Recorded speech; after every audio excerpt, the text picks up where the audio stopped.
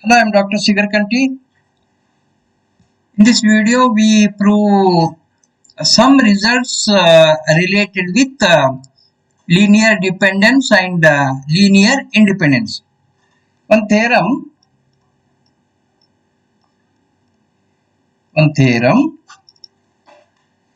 statement is an ordered set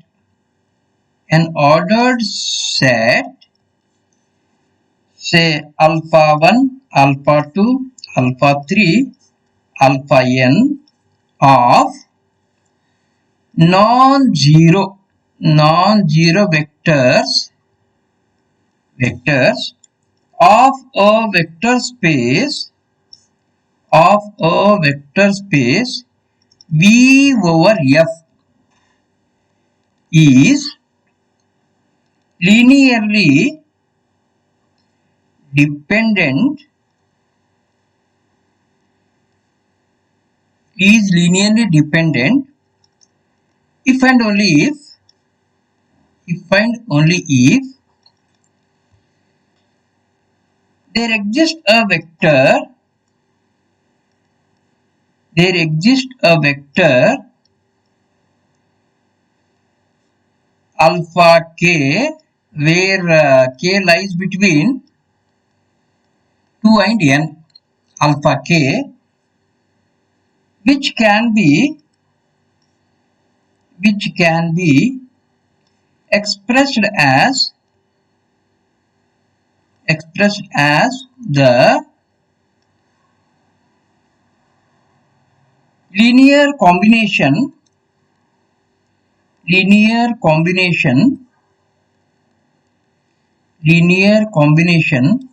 of its preceding vectors. Okay, an ordered set alpha 1, alpha 2, alpha 3, alpha n of non-zero vectors of a vector space V over F is linearly dependent if and only if there exists a vector alpha k which can be expressed as the linear combination of its preceding vectors. This is the theorem. What is given here? Given that V is a vector space over the field F, and it is given that this is the set of non-zero vectors, and this is the ordered set here. That is, alpha 1 is in the first place, alpha 2 is in the second place. That is, order is important. This is an ordered set. This is the ordered set of non-zero vectors. All of the vectors are non-zero vectors. Okay, this is given. And then what the theorem states is, this set is linearly dependent if and only if alpha can be expressed as the alpha k can be expressed as the linear combination of its preceding vectors. That is here.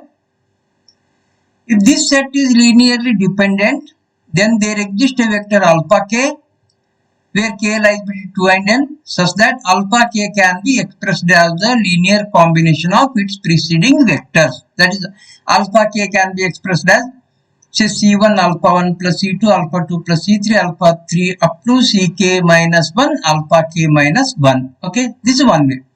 And conversely, suppose there exists a vector alpha k which can be expressed as the linear combination of its preceding vectors, then this set is linearly dependent. These are the two ways we have to prove.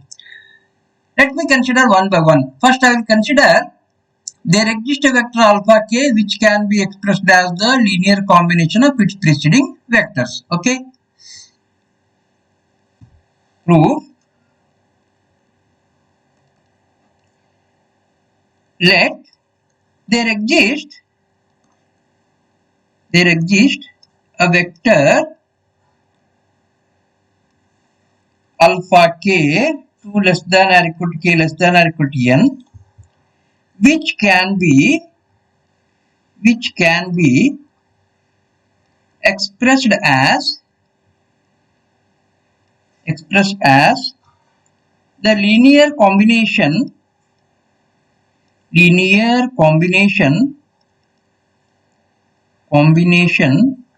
of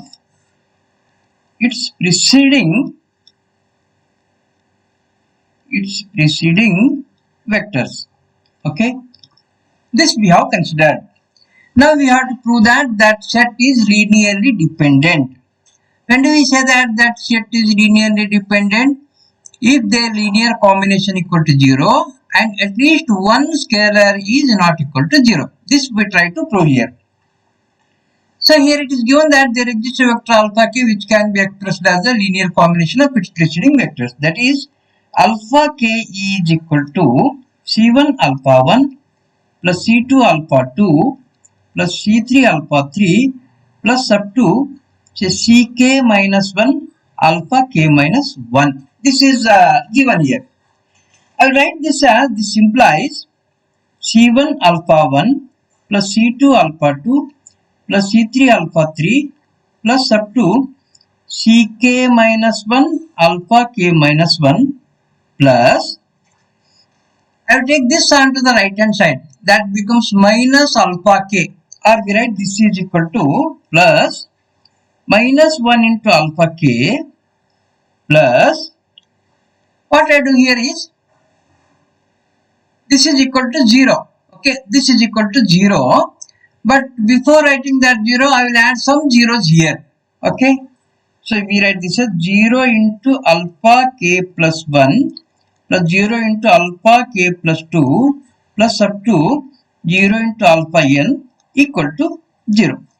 Same equation I am writing here. This equation can be written as taking on to the right hand side this minus alpha k plus some zeros we are writing on the left hand side. What is this? This is nothing but the linear combination of alpha 1, alpha 2, alpha 3 up to alpha n. That is, this is the linear combination of the vectors of the given set. And we are equating that to 0. So, linear combination of alpha 1, alpha 2, alpha n equal to 0. And here, we can observe that this is our ck. Ck is not equal to 0 here. That is, at least one scalar is not equal to 0. Therefore, the given set is linearly dependent. So, that is here. This implies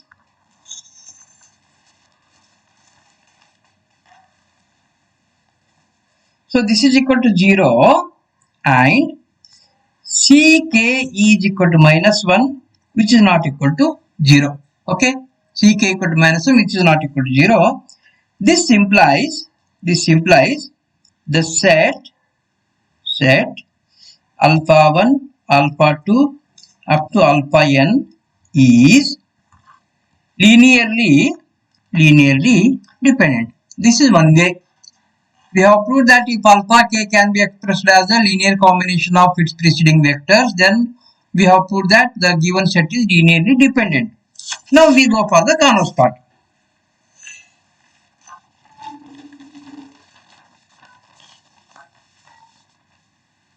So conversely,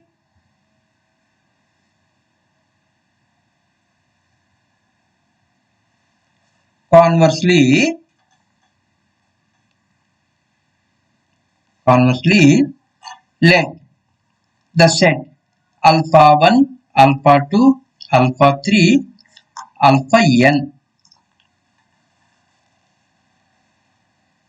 is linearly dependent. Okay,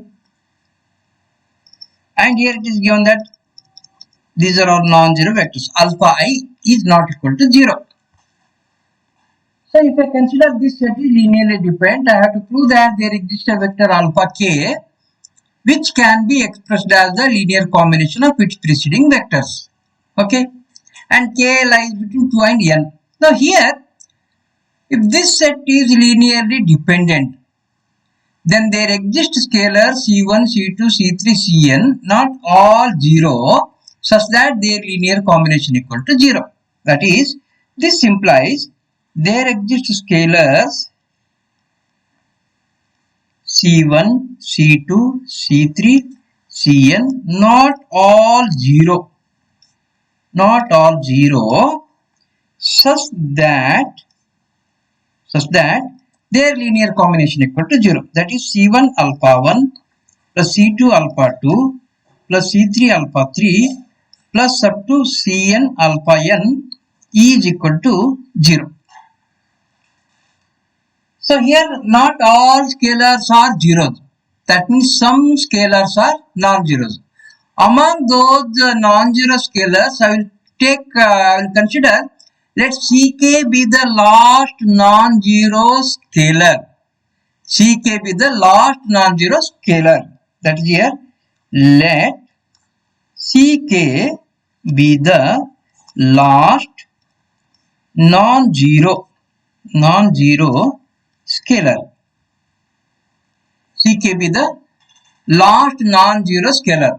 That means here, after this scalar, all the scalars are equal to 0. That is Ck plus 1 equal to 0, Ck plus 2 equal to 0, up to Cn equal to 0. This is the last non-zero scalar, which is not in this series, in this sum. Ck is the last non-zero scalar. So that means here, before this Ck minus 1, Ck minus 2, they may be zeros or may not be zeros. Ck is the last non-zero scalar. That means after this Ck, all the scalars are equal to zeros. So here Ck is somewhere here. After Ck alpha k, we get Ck plus 1 alpha k plus 1. As Ck plus 1 equal to 0, Ck plus 2 equal to 0, Cn is also equal to 0. Therefore, this equation reduces to C1 alpha 1, C2 alpha 2 plus C3 alpha 3 plus up to Ck alpha k is equal to 0, because after this term all the terms are equal to zeros, because all the scalars are equal to zeros. Now here we claim that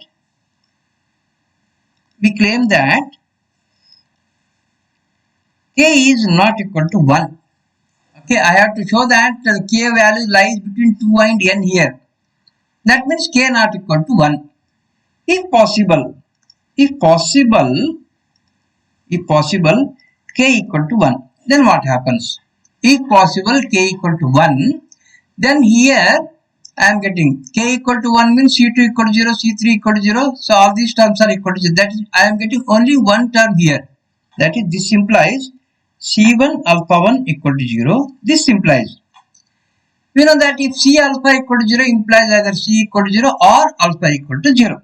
Implies C1 equal to 0 or alpha 1 is equal to 0. Now here, we have taken here Ck be the last non-zero scalar. If I take k equal to 1, C1 is the last non-zero scalar. So that is here, C1 is not equal to 0. This implies alpha 1 must be equal to 0. And this is a contradiction. This is a contradiction. That is because we have alpha I not equal to 0 here. Alpha 1 not equal to 0, alpha 2 not equal to 0, alpha n not equal to 0. So if possible, if I take k equal to 1, what I am getting here is, I am getting alpha 1 equal to 0. This is a contradiction. And I am getting this contradiction because of this possibility. K equal to 1, I am getting a contradiction. So that means here, k is not equal to 1. So that is, this implies k not equal to 1. So that is, k lies between 2 and n. Okay. Now, again I will go to this equation here. This is the equation here, and Ck is not equal to 0 here. That is here. Now, C1 alpha 1 plus C2 alpha 2 plus C3 alpha 3 plus up to Ck alpha k equal to 0 implies this can be written as Ck alpha k is equal to minus C1 alpha 1 minus C2 alpha 2 minus C3 alpha 3 up to minus Ck minus 1 alpha k minus 1. Okay. Now here, as Ck is not equal to 0 and the Ck belongs to the field F, therefore Ck inverse exists. So that is here, Ck not equal to 0 implies that Ck inverse exists. Operating by Ck inverse on both the sides, left hand side become 1 into alpha k is alpha k equal to operating by Ck inverse on both the sides here. This becomes minus C1 into Ck inverse. This is our minus C1 Ck inverse alpha 1 minus C2 Ck inverse alpha 2 minus Ck minus 1 Ck inverse alpha k minus 1. See here, C1 belongs to F, Ck inverse belongs to F, therefore this also belongs to F, and minus of this belongs to F. That is, this belongs to F, this also belongs to F, this also belongs to F. And let me take this is equal to say some D1, that is minus C1 into Ck inverse as D1, minus C2 Ck inverse as D2, minus Ck minus 1 Ck inverse is equal to dk minus 1. So this is equal to d1 alpha 1 plus d2 alpha 2 plus up to dk minus 1 alpha k minus 1. So that is here we have expressed the vector alpha k as the linear combination of its preceding vectors, and here k lies between 2 and n, which completes the proof. Okay. Next I will go to one more theorem.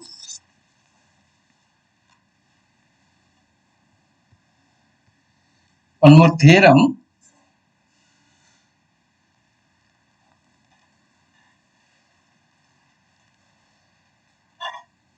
A set say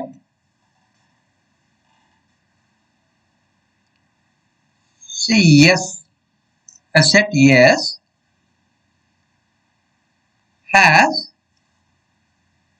linearly independent subset which span the same subspace. Okay, this is another theorem. So yes is any set here, a set yes, that is set of vectors I am considering here, a set yes of vectors, set yes of vectors of vector space over F, okay, has linearly independent subset which span the same subspace. What do you mean by span? The span of S we denote this by L of S, okay, and it is nothing but the set of all linear combination of the elements of S. What we have to prove here is we have to consider say S here, some set here, some set, and this spans some subspace. We have to prove that this set S has linearly independent subset which span the same subspace. That is, suppose S1 is linearly independent set of S, then L of S is equal to L of S1. This we have to prove. So here consider let S is equal to say alpha 1, alpha 2, alpha 3, alpha n. Okay, alpha n. Now here we have to prove that this has a linearly independent set which span the same subspace. Now if S is independent, S is independent, then S itself is the required subset. Okay, that itself is the required subset because that S itself is independent. If S is not independent, if S is dependent, then we show that this has a independent subset which span the same subspace. Now here if S is dependent, S is dependent. S is dependent. Then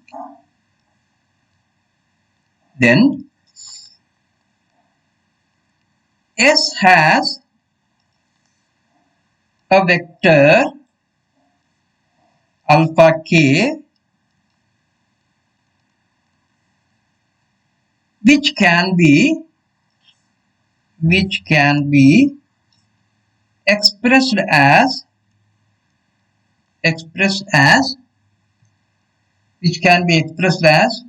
the linear combination of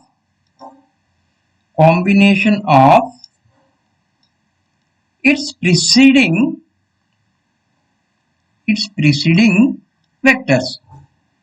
Okay, so that is alpha k equal to c1 alpha 1 plus c2 alpha 2 up to ck minus 1 alpha k minus 1, right? Now here what is L of S?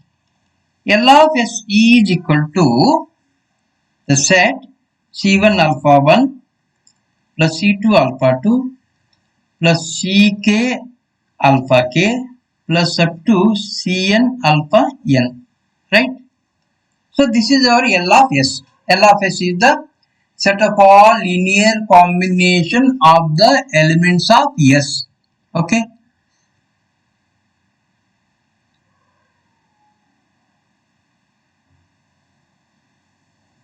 Set of all linear combination of elements of S, right? Now here this can be written as this is equal to c1 alpha 1 plus c2 alpha 2 plus up to ck minus 1 alpha k minus 1 plus ck into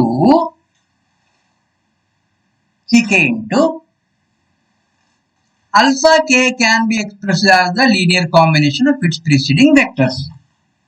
Or you can write this as a d1, d2, d3 like this. Okay, so that is we can consider this as d1, d2, dk minus 1. Okay, that is ck into alpha k. I will write this as d1 alpha 1 plus d2 alpha 2 plus dk minus 1 alpha k minus 1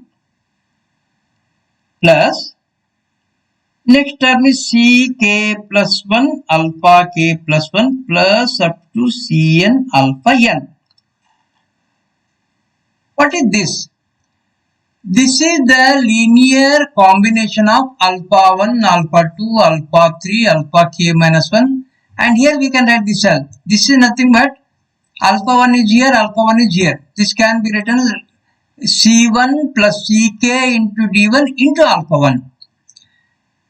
Alpha 2, alpha again up to alpha k minus 1 are here, alpha k plus 1 and alpha n. So this is the subspace spanned by alpha 1, alpha 2, alpha 3, alpha k minus 1 and then alpha k plus 1, alpha k plus 2 up to alpha n. So that is this is equal to L of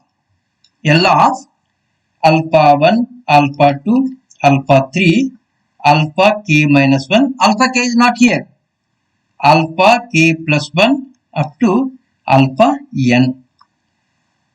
I will write this as this is equal to L of. I will take this as S1. Okay, that is this set alpha 1, alpha 2, alpha 3, alpha k minus 1 as S1. L of S is equal to L of S1. That is subspace spanned by S is equal to subspace spanned by S1. And clearly S1 is a subset of S. So that is here.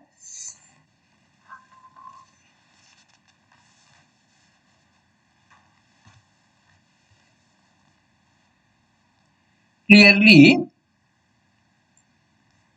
S1 is a subset of S. And here we have L of S1 is same as L of S. That is here S has a subset S1 which span the same subspace. Now if S1 is linearly independent then S1 is the required subset. If it is not linearly independent, then we continue the above process till we get an independent set here. So that is here. If S1 is linearly independent, then S1 is the required set. Otherwise, we continue the above process.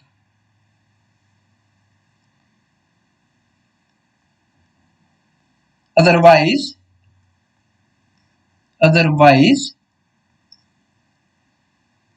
continue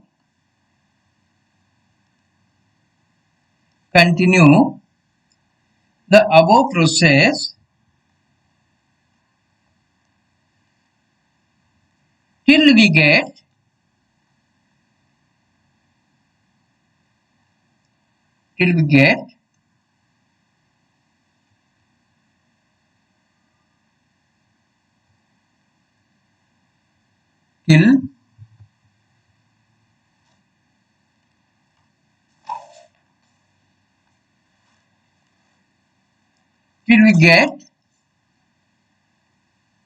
linearly independent subset. Okay, this completes the proof. Thank you. I will stop here.